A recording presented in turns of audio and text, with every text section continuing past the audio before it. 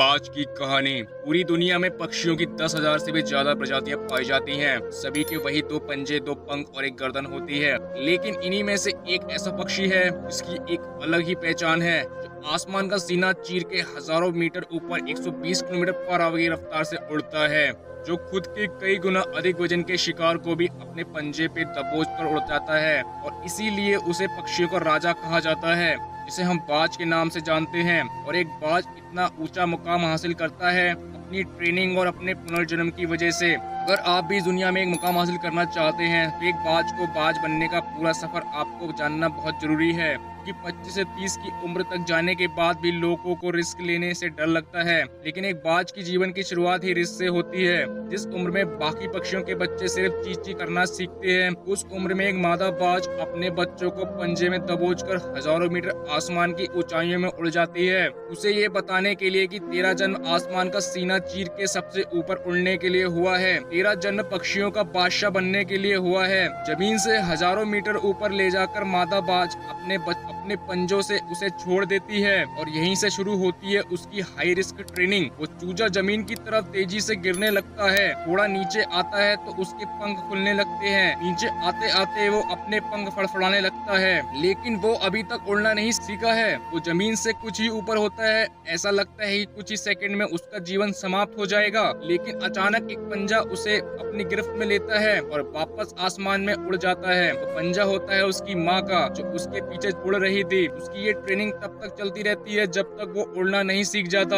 इतनी high risk training होने के बाद इस दुनिया को एक बाज मिलता है। बारिश के वक्त जब सारे पक्षी आश्रय की तलाश करते हैं, तब यही बाज उसी बारिश में आसमान को चीरते हुए ऊपर निकल जाता है और बादल से कहता है, तू बरस ले, कितना बरसेगा। और फिर नीचे आकर चैलेंज करता है। एक बाज की उम्र लगभग 70 साल होती है। जब वह 40 साल का होता है तब एक परेशानी उसकी जिंदगी में मौत बनकर आती है, जो आपकी परेशानियों की तुलना में बहुत बड़ी होती है। क्योंकि 40 साल की उम्र में बाज की चोंच इतनी मुड़ जाती है कि उसे शिकार निगलने में बहुत परेशानी होती है। उसके पंख भारी हो जाते हैं, छाती से चिपकने लगते हैं, जिससे उड़ना बहुत मुश्किल हो जाता है। उसके पंजे लंबे और लचीले हो जाते हैं, जिससे वो शिकार को सही से पकड़ नहीं पाता। अब उस बाज के पास सिर्फ 3 रास्ते होते हैं। पहला, वो अपने शरीर त्याग सकता है। दूसरा, गिद्ध की तरह छोड़े हुए भोजन पे निर्भर हो जाए। तीसरा, सबसे कठिन और पीड़ादायक रास्ता, अपने आप को पुनः स्थापित कर फिर से आसमान का सीना चीरकर उड़ने का। और वो इसी तीसरे रास्ते को चुनता है और अपने पास की सबसे ऊंची चोटी में पहुंच जाता है। वहां पर अपना घोंसला बनाता है और फिर शुरू होता है परेशानियों को जड़ से उखाड़ने पर आसमान में उड़ने का सफर। वह अपनी चोंच एक चट्टान पर मार मार कर तोड़ देता है, लहू लहान हो जाता है और इंतजार करता है नई चोंच के आने का।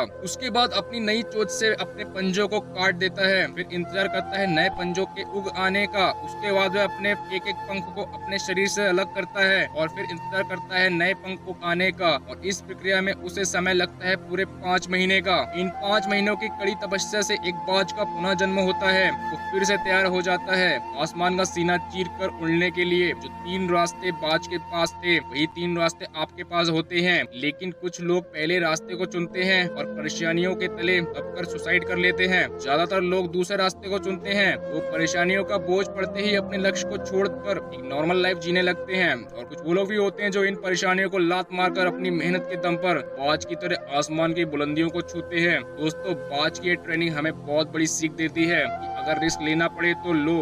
अपने फील्ड में अपने आप को इतना ट्रेड कर लो कि उस फील्ड में आपसे ऊपर उड़ने के बारे में सोचकर लोगों के पसीने छूट जाएं, तभी आप अपने फील्ड के बादशाह कहलाओगे। वीडियो अच्छी लगी हो तो वीडियो को लाइक करो और चैनल को सब्सक्राइब करो। दोस्तों, ऐसी वीडियो बनाने के लिए बहुत मेहनत लगती है।